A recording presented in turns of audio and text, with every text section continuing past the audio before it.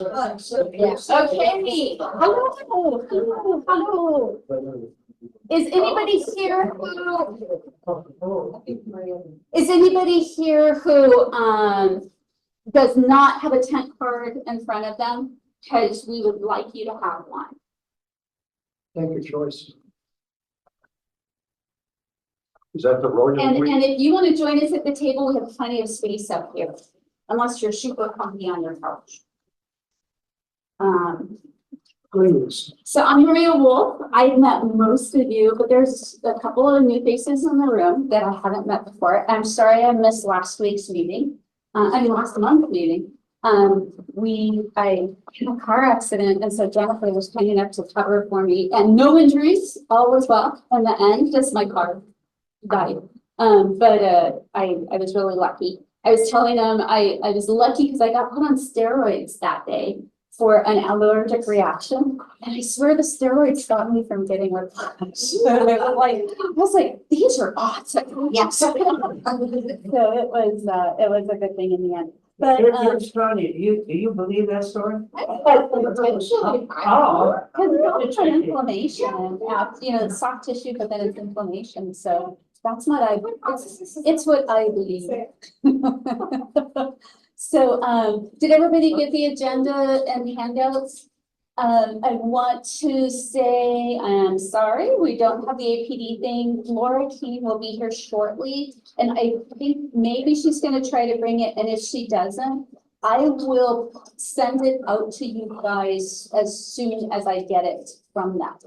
I think they just sent it to Laura, and she didn't realize they didn't send it to me, so there was a mix-up. But you do have the 311 report, and we will get you the APD report as soon as possible, so you'll have that as well.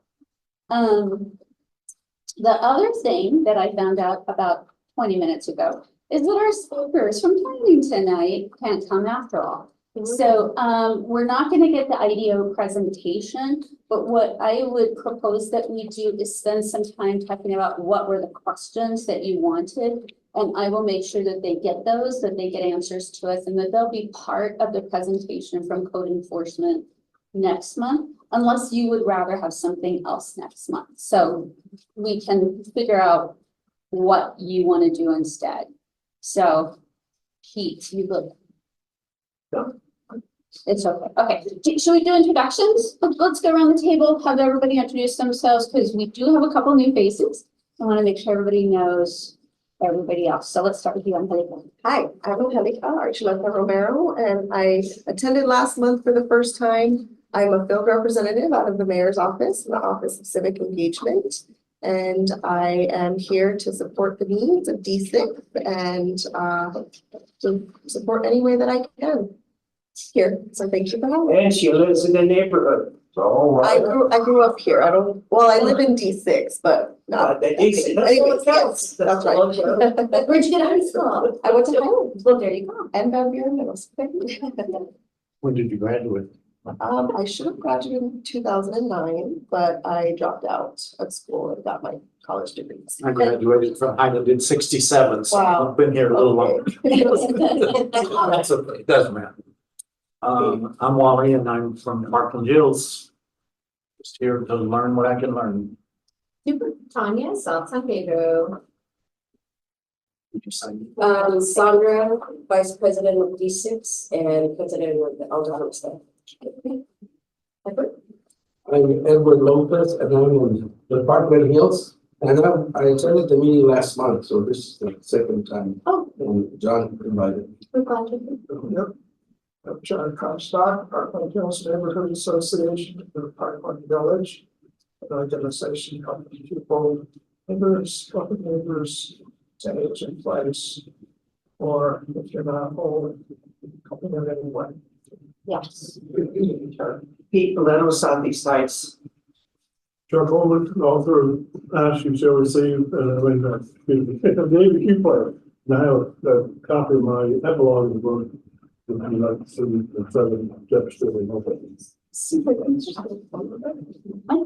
Mike Krachowski, I live just north of Fairgrounds. My engagement here is because I My first engagement with homeless was 13 years ago in October. And I'm trying to work with a variety of people through the city to come up with some good solutions. And I also try to document this by doing a Zoom recording. Sadly, last month, the computer froze up, Zoom stopped working, and when I restarted it, I got video, but I got no audio. So we were looking good, but like not sounding like anything. Thank you, Mike, for doing it. I was just gonna say, I didn't look in it for last month, so. I have some audio of probably the last half of the meeting, because I just thought, well, I'll turn on my phone, but right now I've not been able to figure out what happens, and hopefully tonight's gonna be better. Okay, all right. Speak up when you do, speak up. Thanks Thank for you. being our tech for this meeting, Mike. We always appreciate it. Hey, everybody, Jeffrey Bustamante, ACS. Hi, I'm Jennifer McDonald. I'm the Gateway Operations Officer. And last but not least. Good try, good try. A pleasure being here. I'm Tony Johnson. I'm with the Metropolitan Parks and Recreation Commission. I'm an at-large member. I want to see a lot of the parks in this area. Great. Welcome. Is this the first time you've attended, Tony? Yes, ma'am. You're welcome to join us at the I table. don't know what I'm getting into. Don't do that yet. Gotcha. We may have some people arrive a little late. We'll have them introduce themselves when they get here. So, for those of you who haven't attended before, we have some guidelines that we use for our meeting. We try to be hard on the issues, but easy on the people, because we're all here this evening because we care enough and we want to make our communities better. We respect the speaker, but we also respect the listener. If you've had a chance to ask a couple follow-up questions, we ask you to give somebody else a chance, and call it, it's another way of stepping up, stepping back so somebody else can step up. We ask you to listen, to learn, and seek to understand what the person is trying to say. Sometimes we use the wrong grammar or the wrong word, but still understand what they're trying to get across. And so we ask that you try to do that. We try to understand time constraints, respect the agenda. Today we have a lot of looseness in the agenda. We can really cover some other things because our planning speaker had to back out at the very last minute. So we will have IDO and code enforcement next month if that is your wish. If you want something else brought up or responded to, we can do that instead. So we try to be kind with each other, have some fun, because we do this every month. So we want it to be a positive experience, and we want to try to make a difference and address the issues. Does anybody have a guideline that they'd like to have in meetings that isn't covered? That I should add? Okay, we'll stick with those for tonight again. So then the next person who was supposed to, I'm just having quite a day here, aren't I? But we were also supposed to have an update from our Gateway Housing Navigation Center from Arias Foster. But she usually sits right here, and I see that she is not here, and she did not send me an advance notice. So I'll send her a quick note in just a minute to see if she's coming over. Then also Terry from the Gateway receiving area said that he was going to be late, but he presented to you or talked with you guys last month, right? So if you have any specific questions, if he gets here much later, we can make note of those as well. And but I think also Jen can just tell you a little bit of about the receiving area, because progress is being made. We have, what's our current number for the receiving area for people that they've been working with? It's like 115, 120 so far now. I would have to look. I think the last, We were at 90 last month, but I'm just looking at third. Yeah. I think I saw 105, 115. Those are the numbers sticking in my head on the last update. So they're definitely making a difference and providing that space with help that our first responders are looking for with the people who are willing to go for that. So Gateway West update, I can provide you guys with a quick update that we just made another 120 beds. So 5 of the dorms have been completed. And we had volunteers come and build the beds. We've also received and built up the under the bed storage for all 5 of the dorms now. So all the folks have lockable storage available to them, which was one of the recommendations from the Disability Rights Commission report. So we're really happy to have that done. We will have another bed building event at the end of October as we complete 2 more dorms, and that will be 7 total. And then over winter, we will do 1 dorm at a time so that we maintain the 11 dorm availability for people over winter time.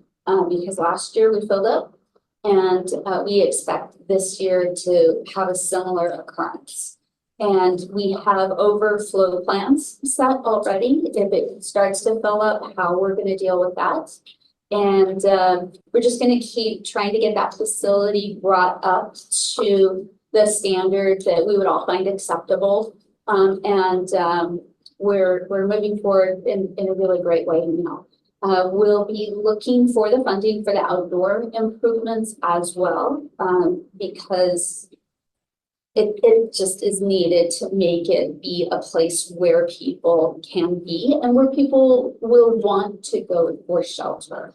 That's part of the goal, is to make it a space that is safe and clean and that provides a good night rest and provides the basics that the people need when they go out there. So we still are accepting 2 pets per person. And so we have quite a few pups and dogs out there. And the last thing I'll say is that on Tuesday, this coming Tuesday, we will have a resource and job fair. This will be the 2nd that we've had out there. And the first was on May 18th, and we had, I think, 28 vendors at that one. Tuesday, I think we have 38 vendors, and it's a packed house. Pretty soon, we're going to have it on both sides of the shelter. We put everybody on one side outside, and so we'll have vaccines, we'll have animal welfare there to do pet vaccines and tags and ear tagging, and then we have quite a few job opportunities for people for that entry level mentoring type job that some of our folks will need. We know for sure that there's one organization looking to fill 10 positions while they're there. And so we're really excited about this. We have Sagebrush Church bringing their mobile closet, which is like a semi truck full of racks of clothes. Last time they gave away 3,000 items. Then Rachel, who's usually here with us, and our volunteer coordinators, had obtained shoes, brand new shoes and winter clothing from a couple of very fancy name brands that had the brands removed from them and donated literally pallets of things. And so we're going to distribute shoes this Tuesday, and then we'll be doing the winter coat distribution on Thanksgiving weekend. So everybody gets those coats when it's getting cold. We also got, how many pairs of Bombas socks? We got a whole room like this full of Bombas socks donated. So we will start sock distribution this week on Tuesday, and then every month we'll have sock distribution at Westside Shelter. Our goal for that Westside Shelter is to have it be the portal for accessing other shelters and for getting referred to Gateway Center or to other places for assistance. we just feel like that's probably one of the better ways to help get people set up for success. We'll be bringing on new casework providers as well, so everybody there will be working with caseworkers regardless. We have people for 60 and over already, but we'll have all the other ages covered by the end of this year. We're working on those contracts right now. This year, meaning like December, before December. So that's the Gateway West update. What? Can you say how many people, how many events there are and will be by the end of the year? I may have missed it. So we're maintaining 660 beds for the shelter. Each of the new dorms has 60 of the new beds in it. They have bunk beds around the edges and then singles across the middle, which is best practice in a large congregate shelter. And then we have one dorm for couples, and those have double beds. So, That's great. yeah. Great progress. Yeah, and so when we get done, there are 12 dorms total. 11 of those dorms are set up with beds, and then we'll have one room, which is called a recreation room, for, you know, groups and movies or, you know, a variety of activities. Also, by this, when we're done with this construction, we'll have laundry services, which right now we do not have laundry out there. So, I'm sorry. Got to turn off my phone. What other questions can I answer for you guys? Can you clarify again how many bus stops or places where the people will catch the bus to go over there? Because I would imagine that, well, now that the first responder receiving area is here, that I don't know if they would take them here or to a bus stop to catch the bus over there. So they would take them to the bus stop. You mean like ACS or APD? Like How, where do the people meet to get the bus to go over there? okay.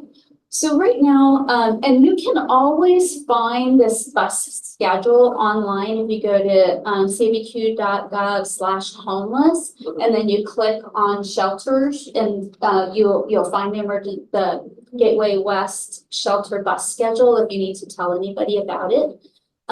But we have buses going to the shelter starting at 3 o'clock. They start at HopeWorks because they close at 3 o'clock, and that's a day shelter where people can get lunch, showers, mail, and breakfast too. And they close at 3 o'clock. So they take from there directly out. Then First and Indian School, there is a pickup at 3, 4, 5, 6, 7, and the last pickup is at 8 p.m. So every hour, people can catch the bus to go out. And then at First Nations, they pick up at 6 o'clock.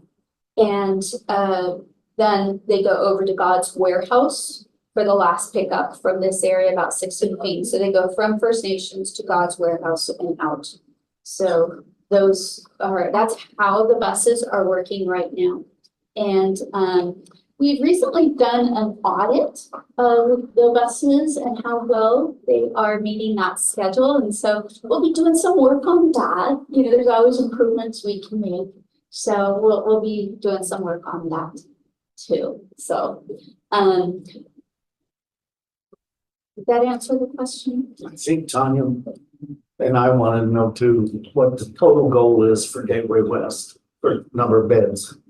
660. Oh, that's the total. Yeah, so if you come out, you'll see that like 60 beds in this dorm pretty much fills it up. Could we go with bunk beds? We could, but when you have bunk beds, you increase the danger of a person having a respiratory issue or something like that, and that you can't see what's going on. You will decrease safety and security when you can't have clear line of sight across the congregate shelter. So 660 is what we are doing. There are very few shelters nationwide that are as large as 660. So that's pretty big. So do we in fact have a population of 5,000 homeless? Do we have a population of 5,000? I don't think the current point in time said 5,000. I think it said 2,700, but they estimate that it was an undercount probably by about half. So I think that's where the community is saying 5,000. And you can look at it that way, and it's really hard to figure out the actual homeless count because there are people who don't have their own homes, that are couch surfing, that are sleeping in cars, that are doing other things too. So yeah, I mean, we probably need more shelter for sure. I think I heard Mayor Keller say 5,000, but Yeah. I don't know what he was Yeah. basing that on. Yeah, so I mean, you could say an estimated 5,000, it just depends on, how we, Lately, It's hard to- say 3, yeah. and then we hear it's 27, so I think it's a higher number as well. But I think Marie is correct, it's hard. It's hard to get that certain balance. Okay, so do we need more shelters? Without a doubt. We have other shelters. I mean, you still have Brothers of the Good Shepherd. You have some other shelters that can provide services, so we are not limited to 660 beds. How many beds are available in town? In town, so, and that's a little bit hard for me to tell you an absolute number because Joy Junction holds their cards kind of close to their chests about how many people they'll sleep. But I think that we estimate close to, I'm trying to remember what was on the bed tracker. So I'll have to look it up and then I can get back to you. Let me just take a quick note and then I can tell you guys what the estimated number is. We know we need more beds, but we also know it's incredibly hard to get shelters started anywhere in town these days. Yeah. No doubt. Yeah. And, when you look at Gateway West, one of the things that will have that rec room, which will become an overflow on those cold, snowy nights where everybody comes inside. But, and that will be after the construction, that we'll be able to have one more dorm of sleeping available. But, I don't think it would be appropriate to pack a lot more into that facility.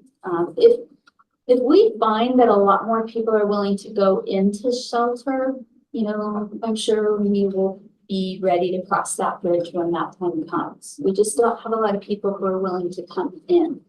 So, Dolores, do you want to introduce yourself? Oh, hello, I'm Dolores Ross. I'm a resident. Great. Yeah. Welcome. We're glad you're here. Okay. What's going on next Tuesday? What time is that next Tuesday? It's Tuesday and it's from 8 to First one? 10:30 in the morning. 10:30 to what? 8 in the morning to 10:30 in the morning. We did a really early morning weekday with the idea being that we're going to try to catch people before they get on the bus. And so we're hoping that works out, that we'll catch. Right now we have about 450, 475 staying there a night. That's our average. As it gets colder, we'll see those numbers go up. And this is gonna be a job fair for, It's a resource Training. and job fair. So we have people who are taking resumes. We have people who are actually doing some interviewing during it. They're hoping to actually get some people hired or into their hiring process by the end of the morning. But then we also have the grief center. We have the animal welfare division is coming. Presbyterian is coming with their vaccine set up to do winter vaccines. Should have brought the handout on it. There's a whole slew. We have 38 different vendors and job offers who are coming. We partner with Goodwill on this, and so they're just a great community provider, and they'll be ready to get people set up with their hiring as well. They're bringing their mobile unit out. Yeah, they have a great mobile unit for casework. at a Zoom meeting we had last week, first, community collaborative Zoom meeting, sponsored last week, or 2 weeks ago. We actually had a collaboration of 2 people in the Zoom meeting to offer 10 beds at extended stay motel on East Central. I know we had a nonprofit that volunteered their people for the casework and also therapy work. And so I'm trying to find 10 people for the West Side Shelter, the seniors especially, that want to get out of there. So how could we coordinate with you to find 10 people that want to get out of there and get into the motel? And it's, And people have money, just not homeless. I got a list of 71 people that have from $750 to $3,000. $2,900 a month for the motel rate. did you talk to Charlie about this when you guys met last week? Okay, so let's circle back, and are you mostly looking at seniors for this opportunity? Because all of our seniors are doing casework right now, and so we can definitely identify, 10, or we can identify more and then see what is your application. Let's talk offline, but let's definitely follow up on this. Okay, thank you, thanks for bringing that up, yeah.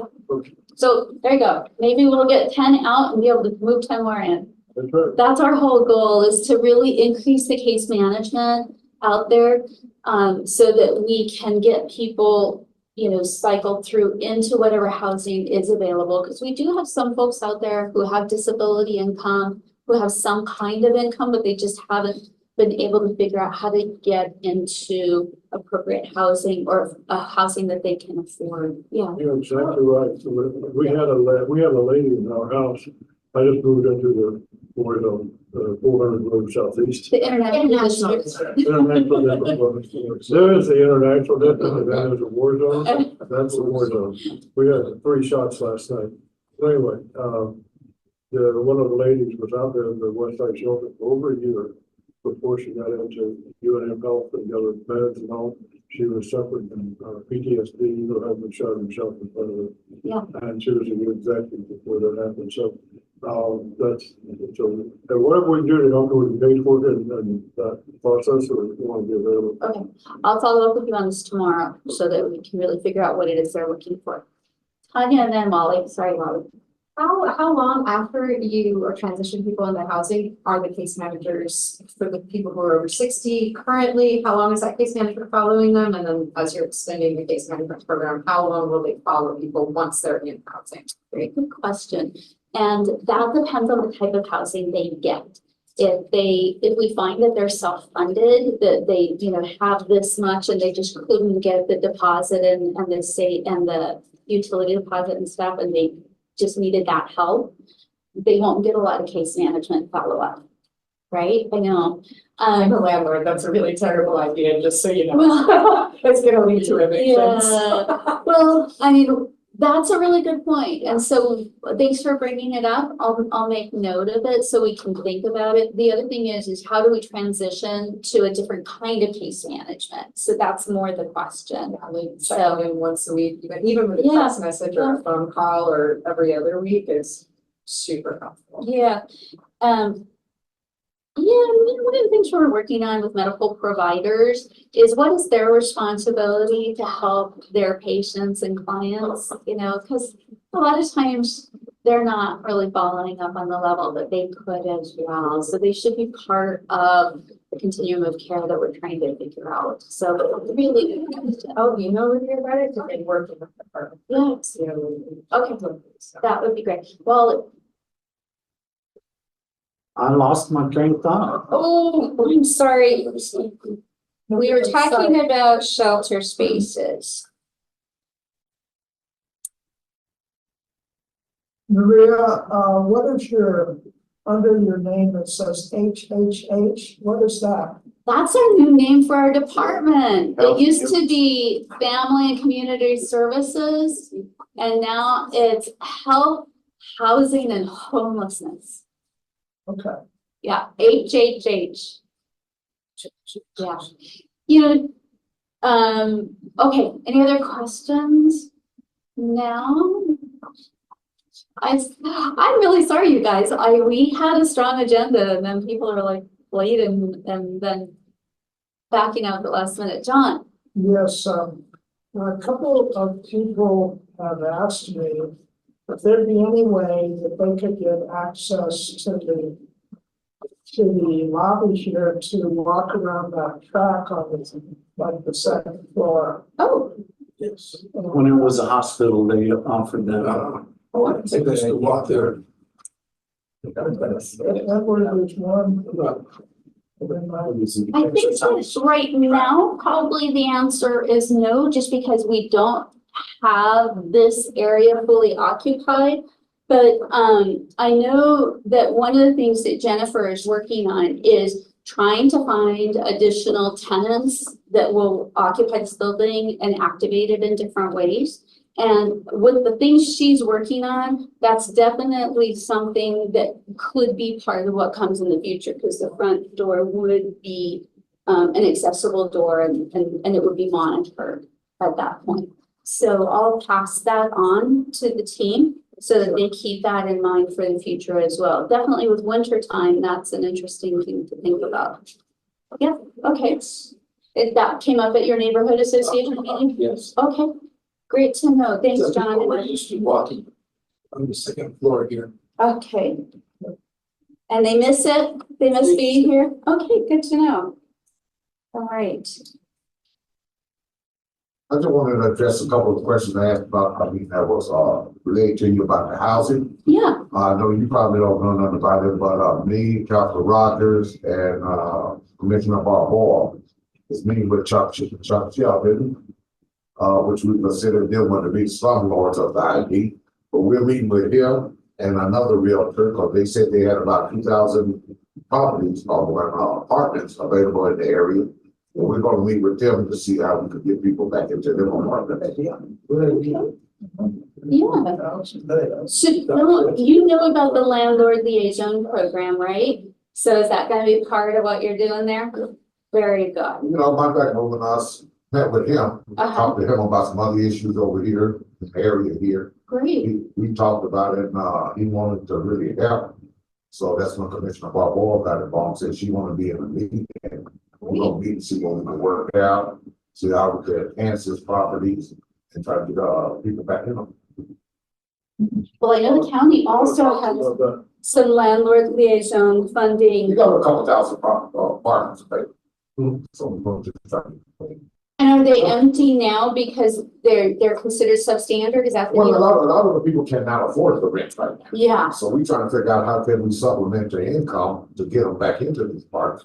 And, you know, that's something I believe, I ain't gonna discuss that, but I'm gonna leave that up to Councilor Rogers and Commissioner Barbeau. Oh, to figure So that part I out. already know how to do it, but it's just, It sounds like they're coming up with some creative solutions to get people into those Yes. empty units, which is what we need. We need that, and we need substandard units to be brought up to code so that they can be used again as well. So, you know, that's a big part of. well, he had a big issue with that before, when he tried that, there was Yeah. a lot of stuff that happened and damages and all this other stuff, so we just trying to figure out how we work around this. And, get him back involved. He really wants to get involved, so we're gonna try to see, you know, we're gonna put him involved.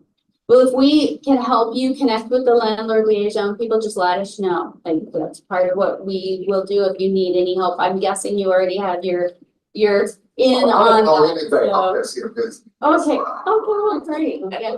So do you guys know about the landlord liaison program that has just been funded? No, I was actually going to ask, that was a question, that has come to some of our minds in regards to,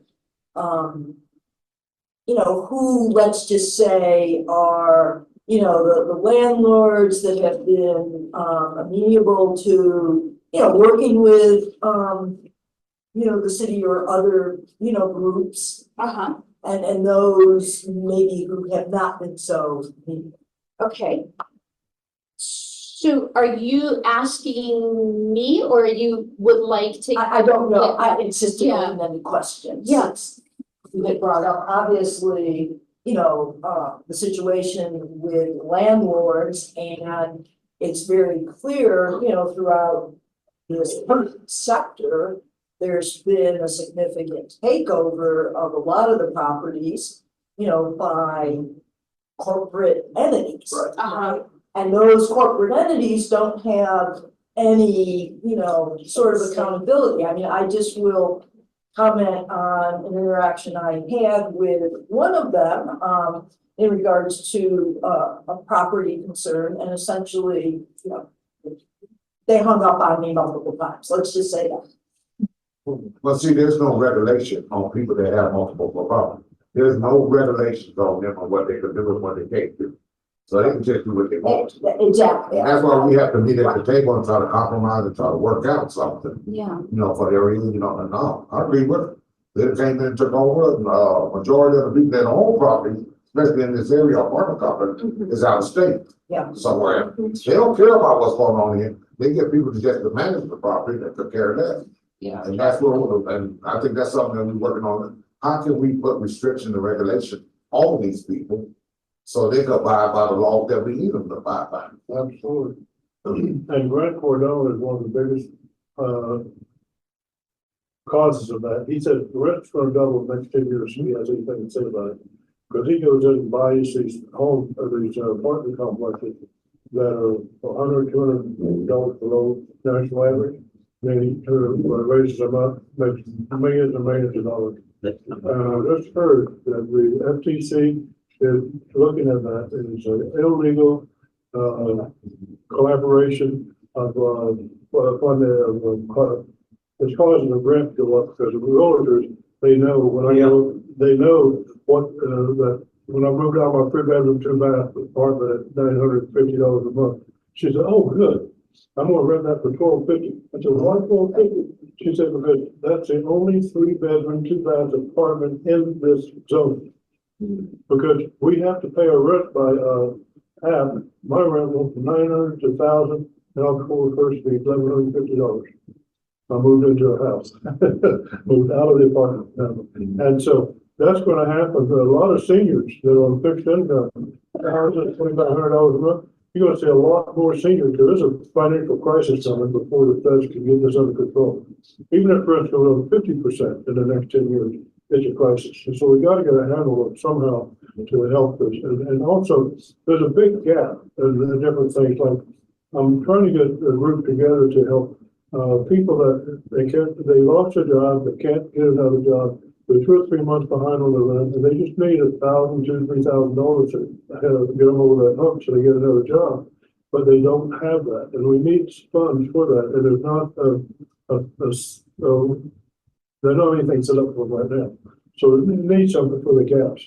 So we So do. the city doing a lot of things. Yeah, the city does a lot. We Doing a have lot. significant Yeah, affordable housing and like that. And then, yeah, and then one of the things, when you were asking about the follow-up case management. So if the person goes into permanent supportive housing, that is supposed to come with ongoing case management because the person is placed in permanent supportive housing because they're not going to be able to get over a hump and get rehoused themselves. They're mentally ill, physically disabled, sometimes mentally ill, physically disabled, both. And they're just not going to be able to ever get themselves supported. So when we look at the population of the Gateway West, I think I told you guys, you'll have close to 100 people who have clear physical disabilities. They're in wheelchairs, they have walkers, they are amputees, they are blind, they are deaf. And we have quite a few people who have seizure disorders, which don't allow them to drive. And so you just never realize how much not being able to drive will limit your economic ability in this city. Or any city, but really in this city, it's a huge issue. So yeah, the permanent supportive housing is a big part of what we need. So, Mike, I'm going to put you on the spot for a second because I just have a question for you and maybe for the rest of you too. You went to the debate this weekend. Did anybody else go to it? You did, Chuck? Great. Anybody else? Go wherever. Okay, so Mike, tell us about the debate you went to. Just because, since we don't have a speaker, let's let Mike just tell us about this for a second, if that's okay. Yeah. I'm a member of a local chapter of a national organization that is working to de-escalate the polarization in our society, political, social, etc. It's called Braver Angels. And last Saturday, we hosted what was called a debate. It's got a specific format and it's very carefully moderated to make it more collaborative. I would call it a community conversation. But nonetheless, they said, resolved, we should spend more tax dollars to help the homeless in homes. And what I found especially rewarding about that is that there was so much common ground among the opposing sides. I'm in favor of that. No, I oppose that. They touched on so many common issues that people, they were shaking their heads like this, not really like this, when they're listening to somebody on the other side. The really two interesting things about it is you got to register on event, whatever that is, Eventbrite. So we have contact information to follow up with the participants. We had 70 to 80 community members there at the International District Library in the big room. At the end, pretty close to the end, one of the homeless folks who was from outside found out about it and came in, and he was just, he was livid, but he says, how many of you have ever been homeless? How can you even understand what it's like? I tried to find him after the meeting and talk with him, but that was an interesting part to it. But what's even more interesting is that the chairs, the red leaning and blue leaning chairs of our local chapter thought that there was so much discussion there, community conversation, that they're going to try to host another event on October 26th. I would guess that's a Saturday. And they're twisting my arm to maybe sort of help organize it. So I will share the information as it develops. I will also share that I've already reached out to a couple of the speakers, community members who asked questions. And one of the initiatives that one of the professors mentioned is that you just need to listen to their stories. That when you spend 30 minutes, for example, listening to a homeless person who shows up at the emergency room at Presbyterian, where I volunteer, if you sit down and listen to them for 30 minutes, they're a whole lot more open to the idea of reaching out for services to help them through their problems. And so I'm going to work with the Volunteer Services Department at Presbyterian and see if we might do some sort of a, pilot study of that kind of a service at the emergency room, just see how it works. And this professor also is interested in a project that Chuck is interested in. I have an independent filmmaker. He and I have been on the streets. We've talked to homeless folks, and we're going to see if we can't do what Braver Angels and another organization called Living Room Conversations. But basically, I take that camera and I take a little round table and 6 chairs and just sit out in a parking lot in the International District and say, tell us what it's like so we can understand what you're facing. How did you get into this situation? What do you need to change your life? What would you value most? And so I'm hoping that in the middle of October, I will be going back out with this filmmaker to try to do that at least one time before this meeting later in October. That'd be great. I started doing that 4 years ago when I went down to the park every weekend, on Thursday. When I found somebody sober that would up to talk, I'd ask them about a few questions and then I'd ask them, tell me about the first night you were homeless. And I get 1 or 3 responses. I can't talk about that, just dramatic, they turn and walk off. Or they talk to me and say, well, I had a job, I had friends, had this, I lost my car, I had an apartment, I just left my car, I lost my car, slept on the street. And the dramatic time of my life was that first night on the street. In addition to being whatever happened 72 hours before that, which a lot of times a family event, something happened. I have 100 different homeless people, we have 100 different situations. And one person that was amazing, he was manager for the car wash at San Diego Central. His best friend got murdered in Phoenix. And when he went to the funeral, he went into deep depression when he couldn't go back to work. No matter what homelessness, or his homelessness out.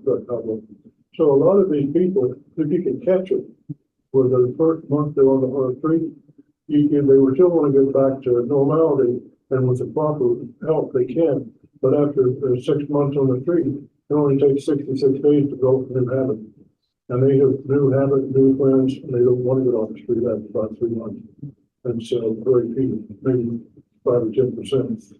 But there are human beings now, even the worst of them, even the drugged out people over at compassionate service center, they're really hurting.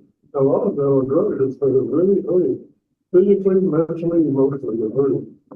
Great, Sandra? So not to switch the subject, but I know we're on a time crunch, and I did have a question for the city planning, the code enforcement. Great. So because, you know, we've, because the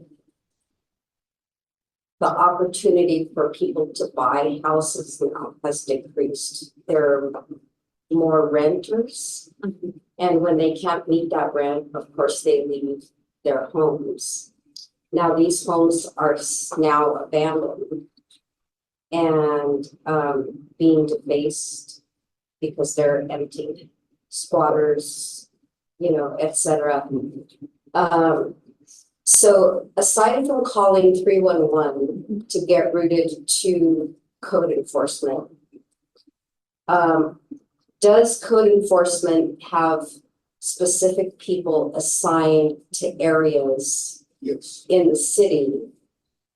And if so, would we be able to get the name and number of said person specifically, as opposed to waiting for 311's referral? Because we in Elder Homestead, I'll say, for example, we have about 3 properties that I know of, houses, 3 or 4, that are just they're getting to be pretty bad. And I know we've made phone calls and nothing has been done. So I don't know if code enforcement, like any other city offices, are understaffed, or how long it takes once they get the 311 referral. Because I always leave my name, number, you know, obviously email for them, somebody to contact me about it. And so I guess that would be my overall question, is if we can have the name and number of a specific person.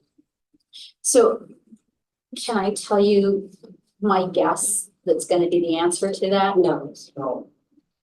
Yes, you can. Can I tell you? I know. So there's a combo answer on this, because when I was working downtown with the public safety echo, and people brought us issues. So you always want to enter the issue in 311 no matter what, because that is the record keeping system we have. If you don't get that complaint into 311 and you call somebody who you have their number, but that person has changed jobs, your complaint is going to disappear, or maybe they're on maternity leave. or there's just like all of those maybes. So always first. Yeah, I realize that Yeah. 311 is important to have that piece of paper. Always, but, and then they probably can connect you to a specific number of a person, like, you know, they'll probably work on that. We're hearing yes from Yeah. 2 people who have obtained numbers, and we'll probably get some of that from them next week. But I just really want to reemphasize to everybody that 311 record is hugely important, and that is what's gonna track it. I know that the bummer about 311 is we all get that response saying your issue has been resolved when they forward it to the person that is gonna be responsible for answering it. But I promise you, on the city side, it's not resolved until that department has actually, you know, figured out what's going on and started to address it. So it's resolved by the 311 system when it's forwarded. Okay. So Chuck, So how many times should we go to that person and that person refers you to somebody else, that person refers you to somebody else, and you never get it out to them? in terms of the house being a problem, Oh, 3 years ago. I called 3 years ago, planning to help, they get a list of all these homes that are vacant homes. I got 1,700 homes. I tried to follow up on it for months. I tried to follow up on it. I could not find anybody that would work with me on how do you get these homes, to get a contractor to fix these homes up and make them available for homeless people. I finally gave up. And that's the thing I think a lot of citizens want to help, but we get so frustrated that it's just. yeah. I haven't engaged with them, for about a year and a half, but, there was a program called ADAPT, Abandoned, Dilapidated, and something or other, a program, and you can, if it still exists, go onto the city website and search for ADAPT, and you can send an email to them. The other thing that I did, we had a property across the street from us, constant. Lots of homeless folks there. Go to the property and look for the yellow tag sign. And often there will be the name and number of the person who's overseeing that property.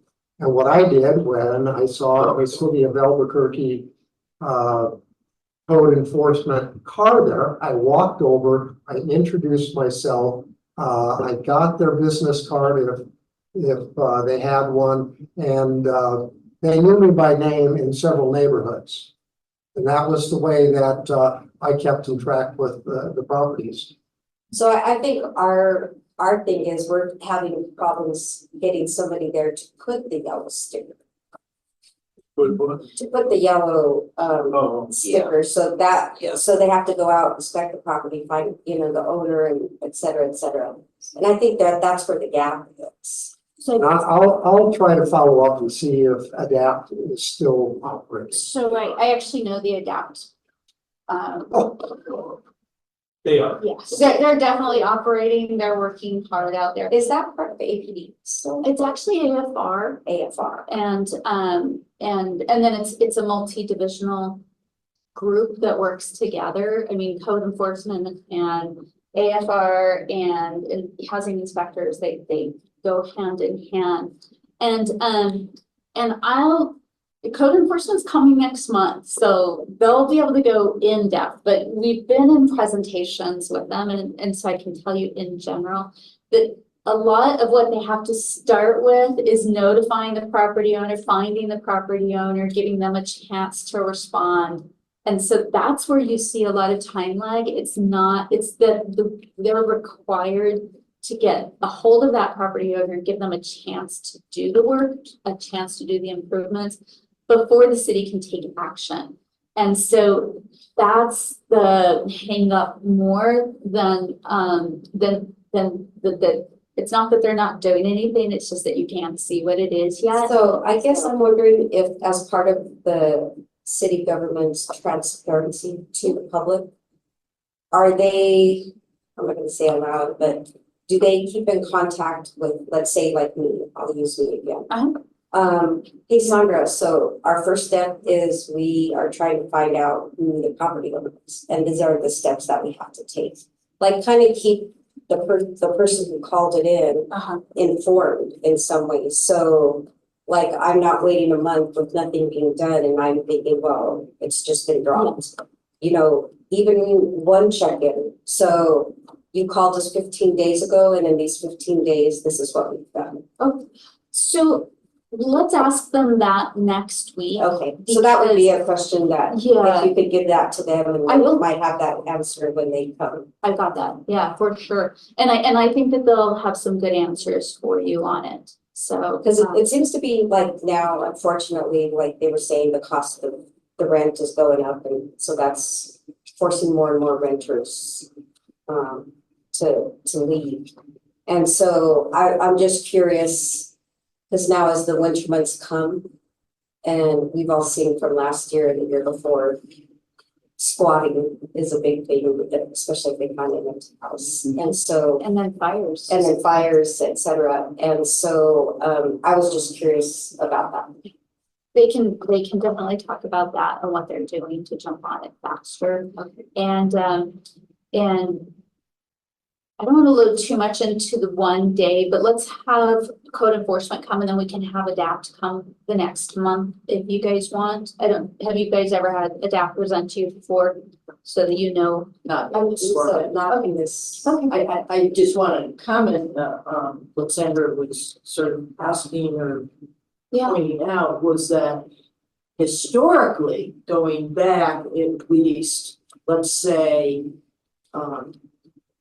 pre-COVID, so now 5-6 years, there was that liaison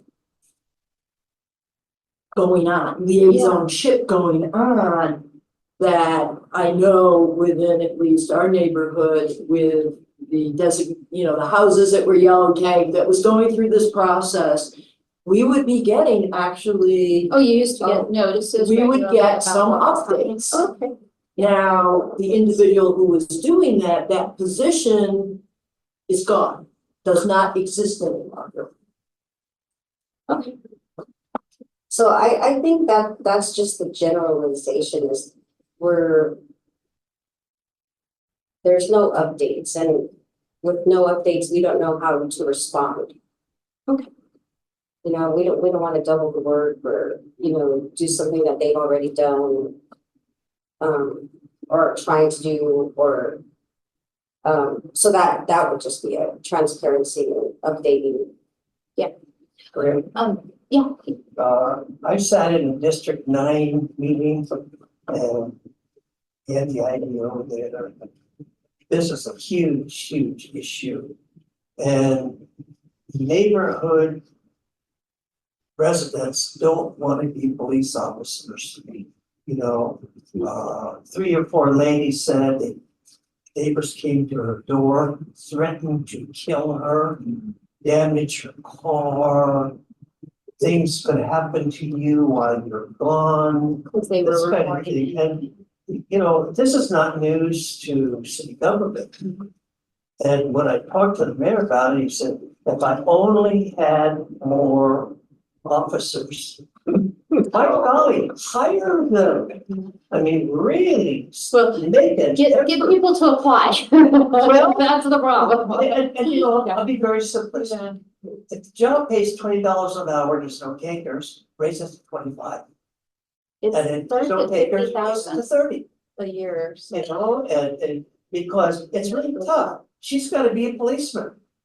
And she's a responsible person, she's a good neighbor, she's an officer at D6, she runs the Upper Homestead. And then she has to do this too. And I've done it. Because it needed to be done, almost, I'm sure everybody in this room has done it. And how long is this gonna continue? How long is, we just don't have enough staff.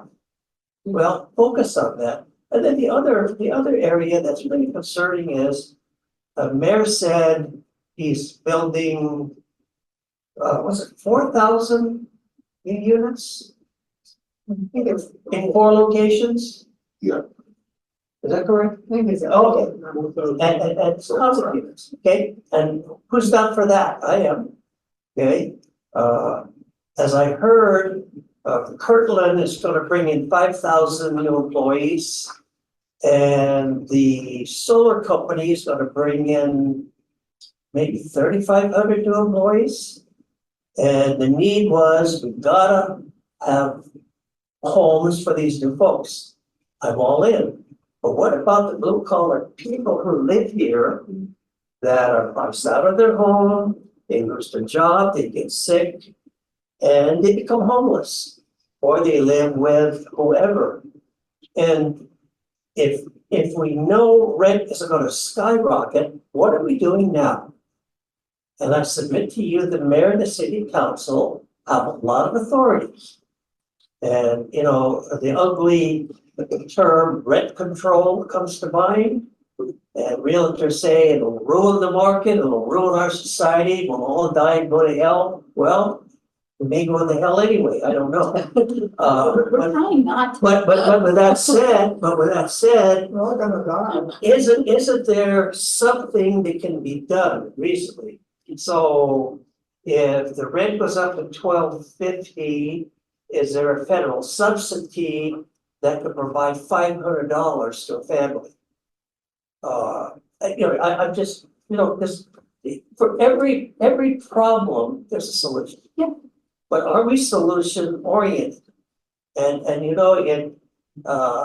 I guess I'm feeling we're not as solution oriented as we should be. I heard absolutely, Wally, 5,000. I also heard 5,500. And I have some practitioners I value and said, Pete, are you kidding me? It's closer to 7,500. And they're the folks that deal with homeless folks a lot. And then, well, it's hard to count them. What? Figure it out. Figure it out. I mean, it is hard. It is hard. But I mean, again, so we just accept it's hard to count them. And we think there's around, and I was talking to Chuck and he said, there's 200 seniors at the west side gateway. And that breaks my heart immediately right there. And they have specific needs. I like what Gateway West, the transitions. By the way, I see pictures of the hallway. I see solar panels in the parking lot. Not yet. Here. Oh, here, yeah. Oh, they're here. I saw. Yeah, no, the pictures. So I mean, change is happening, but will it be 10 more years before Gateway is at a sufficient level to deal with the volume of homeless that we have? Or 5 years, or 3.5 years? Or do we just say, it's beyond us and we just can't do it? And again, I'm solutions oriented. I know things can be done if it's a priority. And city council jabs the mayor. The mayor said, well, if city council was more cooperative, we got to rise above that. But this is a citywide, statewide problem. It's actually a How do we nationwide problem. handle on it? Down the street where I live are 2 homeless motorhome units. One is red tagged. I called it in. Man, it was red tagged in 24 hours. The other one just showed up. So guess who's after I do my meeting, I'm gonna do my homework, find the license plate of that unit. And but again, where do they park? To my knowledge, they're causing no problems. Okay, to my knowledge. I see no litter, I see no needles, because I look. But where did they go? And here's another one, sheltered encampments. Remember that? Everybody had a heart attack. and we're all gonna die and go to hell if we have sheltered encampments in our community. That's a viable option. It is. It's a viable option if it's done right. Absolutely. You know, if it's done right. And, you know, what does that mean? Water, sanitation, security, lighting, Casework. rules. You know, which can be done. And I was talking to Pastor Landry yesterday. She said, we're dreading winter. We're just dreading. Sure. And you go down to Zuni from 4 to about 12 at night. I do go to bed at 12. I don't stay up till 1. You stay later than me. But you see encampment after encampment, Yes. East Central. I mean, they're large encampments. And you know, it's heartbreaking, but I also think of the businesses. To say, you know what? Who is this? Who talked to, it was, The guys. Wally. Talked about, the Route 66 restaurant. Nicole had a meeting there. The owner said, my God, can you help me with the homeless that are camped in front and around my business every day? And so, you know, they have a need to, so could you pass that on? Yeah. That, I would really like to know when Gateway is going to be fully operational. Great, bowling. I have a whole list, but I'll do what I can. In that same mayoral city, state of the city presentation where he talked about 5,000 potential homeless, we said he talked about 5 gateways scattered through the city. So this was gonna be Gateway 1 or the hub. That's true. Gateway West, and then 3 other gateways were his vision. I didn't hear anything more about. City council will allow it. So city council has already bought into the young adult shelter, and we'll be working on that So- location. And we are working on we already have the family shelter. Yes, So that'll be a gateway as well. it already is. There's gonna be a gateway youth and then a gateway Good family. idea, Wally. It's, That's a good idea. That's a good idea. Well, I'm not I mean, complaining, I'm just trying to find out. So, yeah, so what, a lot of what this is that our family shelter is, was set up during COVID. We used to have families out at the West Side shelter. It was like the worst thing ever because we could never get the kids to school on time, right? Because they were so far out. And, so we started a family shelter, and the model for that family shelter has been quite successful in terms of the wraparound case management and getting people stabilized and housed. Whether it's rapid rehousing where they just needed to get over a hump, or whether they needed more supportive housing, more long-term issues. And the family definition isn't just like 2 parents and kids, but it's a variety of things, because there are grandparents with grandchildren there as well who are taking care of the kids. So we have that model that we're replicating in the 90-day model that we have here that's getting increased. So we're gonna have additional beds coming on board this winter here. And then we are expanding, then we're gonna have the young adults. And so there are the expansions that are already in place and started. They've already purchased the property for it. So the question that I forgot a while ago was, you said you had contingency plans to put people up for the evening, beds when it gets cold in case of an emergency. So my question is, how many beds will be available when you put those contingencies in place in the dead of winter with a really horrible night? How many beds do you anticipate having total? So with our department, we are going to be able to add about 120 beds to Gateway West for that emergency kind of situation. On top of the 660. If we need to. Wonderful. But so that's a start, right? Yes. But our Office of Emergency Management has the capacity to put a tent up and put 1,000 cots up. On the same property. Well, depending on how they set up, and that's Michael Riley with our Office of Emergency Management. So if you want to hear more from him, I know he'd be happy to come in and chat with you guys too. They can hear 1,000 beds in that tent, you said? It's not a tent, like they Yeah, have, yeah, like they have a warehouse Yeah, with yeah. 1,000 cots, and they have tents, and they have water, and they have the contingency plans for what to do. If I-40 closes down for a week because we get a freak, snowstorm, and everybody who's traveling gets stuck here, plus we have all the folks who are here, Michael Riley, he's a pretty amazing guy, and that's his job, is to make that plan. And to have those plans in place and to have identified the locations and how it's gonna work and what materials they need, and to have the warehouse, and have the volunteers. And so if anybody's really interested, you can become an emergency volunteer. And they do this really in-depth intake of like, what do you bring to the table as an emergency volunteer? And so, I had to fill out that we have a tractor, so like, and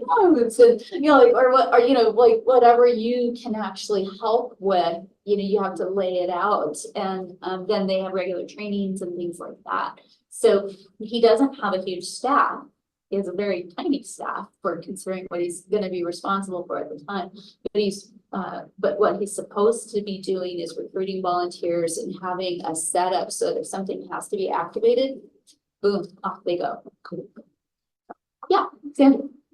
So actually my question is for, ACS. Yeah, of course. So I know several of us have been calling 311 like we're supposed to for the encampments on the road. Eastern has been a huge issue around that empty parking lot. They moved.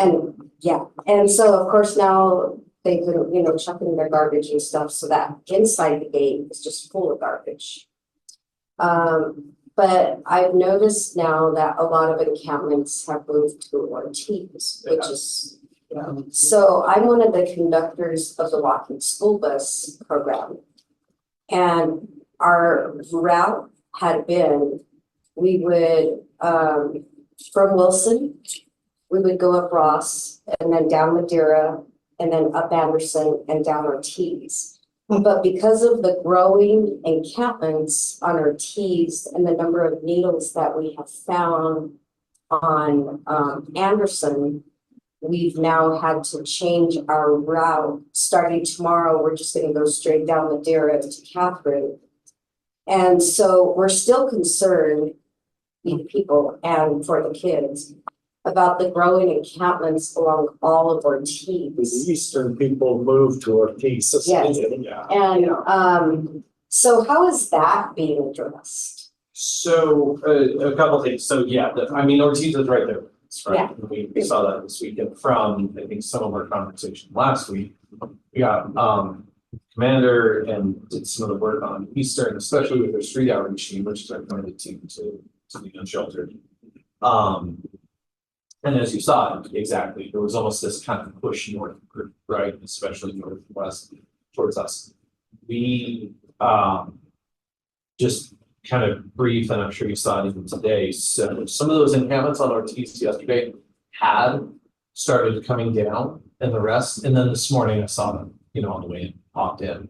So what we're doing to address it is, of course, we're with our partners, we're working with solid waste and for the enforcement element of it. Where there is the safety concern or there is a breach of some city rule or reg, they have a little bit stronger where it's especially spilling into the street, the rest. We're making them aware of it, even as, we're 24/7, it's in and out, they're escalating. The street outreach team is getting to them and trying to do the thing that we've tried to do the entire time, right? We're trying to get them diverted into something more sustainable than moving around spots of the international district. Because that's actually the solution, right? Some have been receptive, some are just moving around a little bit right now. But we are trying to work and even if, you know, each day we're making some progress, hopefully over the course of time, we'll start to nip this one a little bit in the bud. I know the walking school bus has been tough, and has had some pretty acute challenges, and I think John Dodd got out there a few times Yes. with you, and we've had some team. Let me circle back and see if we can get some support to the walking school bus again. But also to this, really our component of it is addressing and trying to get as many people just off the street. And then for those that aren't, we are, just to be clear with the group, if people are like, no, absolutely not worried about it, we are communicating. We are communicating that we went to encampment X, we had this many successes, however many people, you know, sometimes estimated depending on the size of an encampment, were resistant, and that's really where solid waste will come in, and A, to clean up if we're at that point, but also B, do the notices for the enforcement action. If, because I did see on Ortiz there that some of the encampment was filling in this road itself as well, and it just boils down to how it's popping up, quite literally, that dictates what they can do with the law. But we're on it. The second, it was what, Sunday and Monday that are really heavy. Then we saw by like Wednesday it was coming down a little bit, and then we saw some again. And so I don't know if this is part of your, within the job duties that you all do. But, and I only bring this up because it was a significant thing for the walking school bus. So on the way from Wilson to Whittier with the kids, we encountered 23 needles on the street. And so we have to kind of step on them, or so the kids can walk by and that. So on the way back to our originating spot, we stopped and we picked up the 23 needles. But we were wondering is that part of an ACS to pick up the needles, or do we have to contact like solid waste? So we're trained to do it. We have often, solid waste has usually gotten there before us, so let me just put it that way. Just over the years, in the early days, that was something we definitely anticipated, and typically, given our other responses, it was something that solid waste just got there before us. But definitely, I mean, get it submitted, and if we can get there, we will.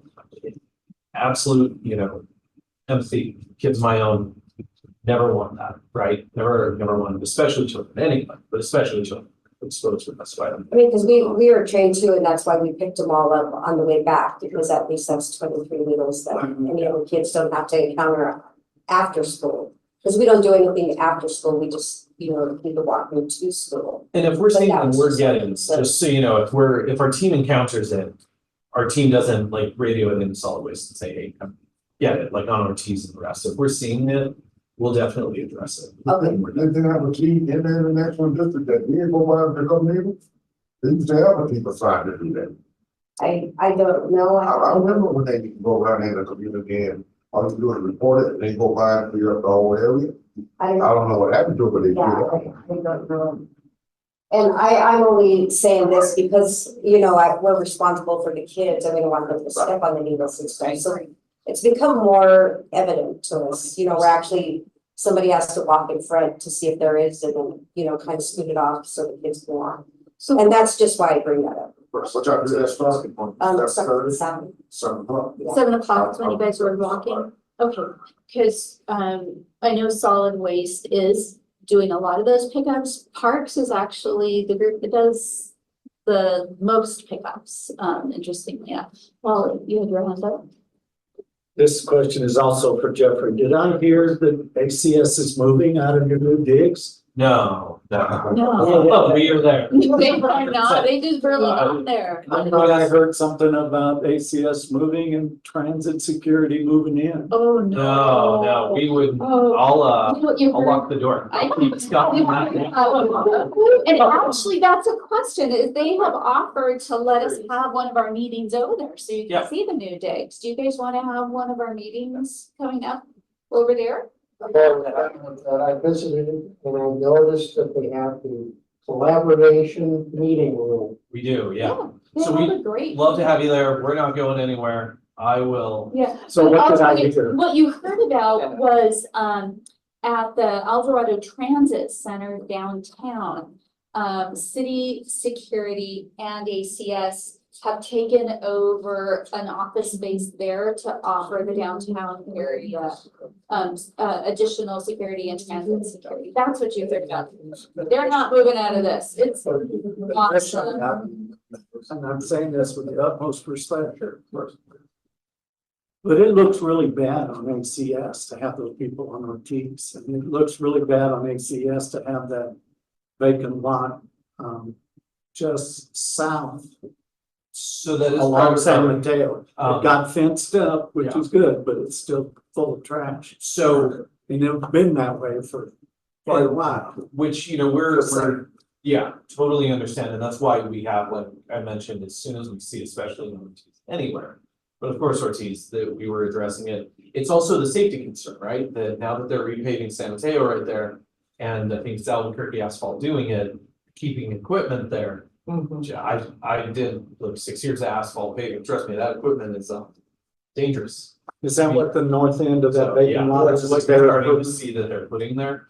So it's also an empathy to the individuals there. It's not safe. And so that's why we're trying to address it and work with the partners as quickly as we're identifying it. But you're absolutely right, and it is something that, we escalated as kind of the city itself to that property just south of us, that it is private property, and so it was made aware that our jurisdiction ends at that sidewalk, and we tried to build some rapport with a few of the folks that saw pop up back there, but seems like the property owner has been a bit responsive. We had handed off at that point. So, and in terms of cleanup, you just reminded me of something I needed to tell you guys about. This Saturday, the Reimagine Albuquerque is going to have a team of people starting here at Gateway, but then going and covering the half-mile radius to do trash cleanup. That's wonderful. And so, they offered to go to the west side or come here, and we were like, do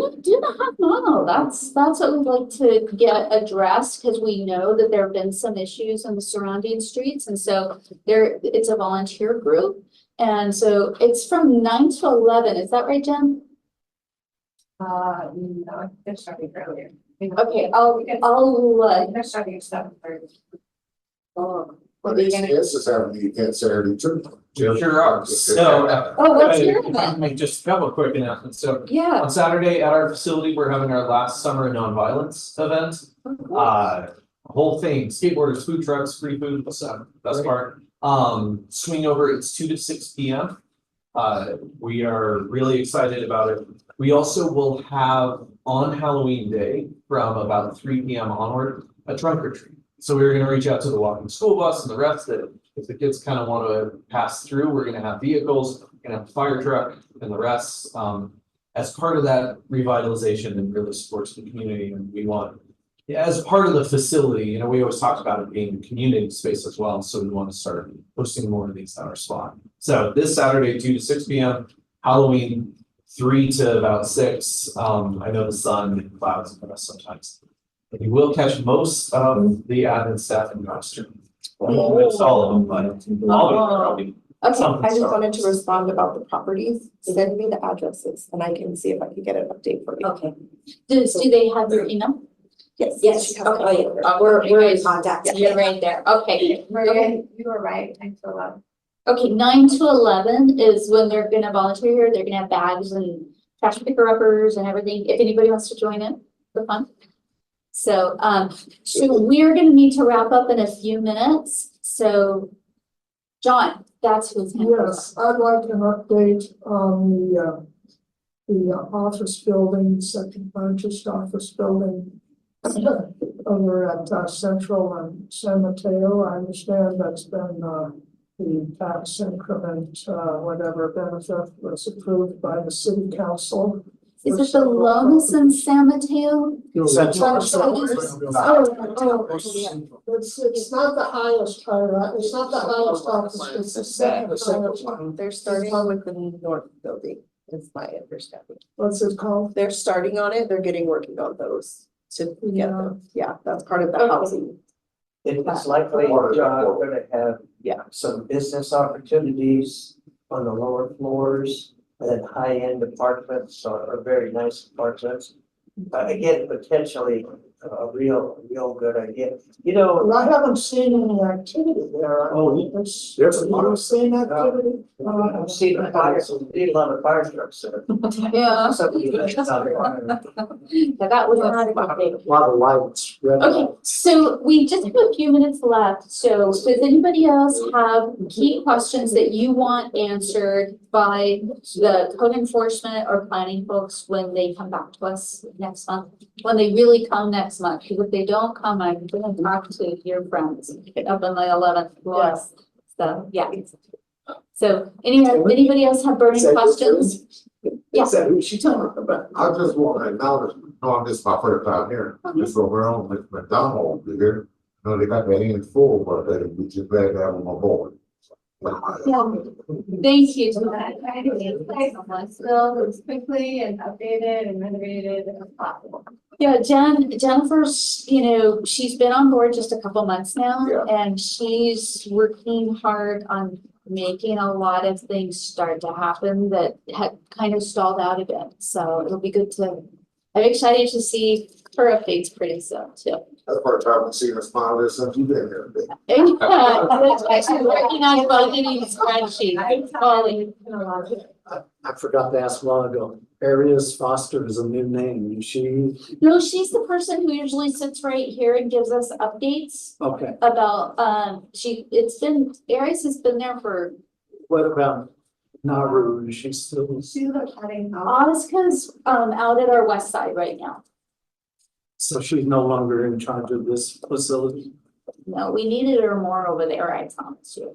Okay, well, And she's rocking it over there, so you So- won't see her with this group, in the near future, because she's got her hands full out there. so who's IC over here? Who's on scene? Jennifer, and I'm happy to report that some of our contract team have moved here. So you haven't met Regina, or maybe some of you guys have met Regina Apodaca. She is in charge of our contracts team and home innovations team, and she and 6 staff. 6. I think it's 6 now, are now working here and helping to oversee the gateway contracts. And so, not helping, like they're in charge of that. And so, so that means that Jennifer doesn't have to do that highly detailed monitoring work. They've got that covered. And so she's working on getting the designers in, getting the use of the building up, getting, the other aspects covered. So, yeah. D6 and D9 have entered into an agreement in principle to work together on common challenges, because we're really the same district. Right. In many ways. Yeah. And it was very interesting, with great pride, the APD officer responded to the group and said, we really reduced the number of homeless around Tramway and Central and so forth. And someone said, oh, really? How do you do that? So we send them that way. And he says, and I don't blame them, because where is the plan that would allow some flexibility? And I guarantee you, our group probably sends them right back to District 9. It's terrible for the homeless, and they're just a huge flaw. If there is a district plan, that this continues, ACS is not an enforcement entity. They have to render aid and help. But we think, a lot of people think that they should go over there and load them up and move them out. Well, they don't do that. That's not their charge. And I heard Sandra ask before about that enclosed areas off of Eastern. That big lot. It's awful. Yeah. And what can be done? Oh, well, Who owns that? The city. It's a city. oh, well. And If we sold it, then I didn't hear Is it, that but something question mark on it? but I think we also, but we still own it, the city unit 6 months ago. So the Eastern and, what's the? Ortiz and, Eastern and, Palomos and. Eastern and Palomas, Yeah, that's right, yeah. okay, yeah, because I heard that on your. Yeah, and So I can promise you they are working on that, I heard it, yeah, so, The camps are definitely I- better around it. yeah. Yeah. But there were no. It's just like the garbage in it is probably inviting more. Oh, there's one back.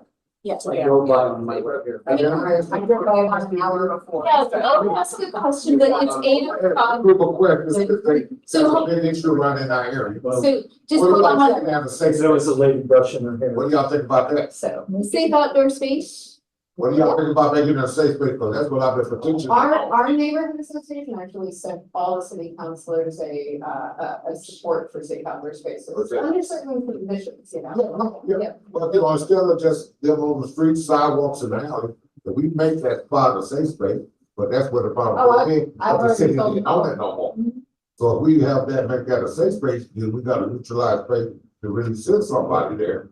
You see them on the streets, hey, you need to go over here. Ask Nicole, I see. Okay. Oh, I would. So, hey guys, just to pull you back real quick. So it's 8:05 and this meeting is supposed to end at 8. I thought it was 8:30. Oh, so it's 8. Oh, sorry, I'm 30 on this break. I don't know about you guys, I'm getting hungry and there are snacks back there, but that's just so that we don't get grumpy with each other, because I get hangry. But safe outdoor spaces are definitely, one of the things that we can consider. If you guys want, I'm happy to provide you with a copy of the ordinance. You can see all that's required for safe outdoor spaces. I'll bring that to you guys in the next meeting as well. Okay, Oh, yeah. thank you guys. Oh,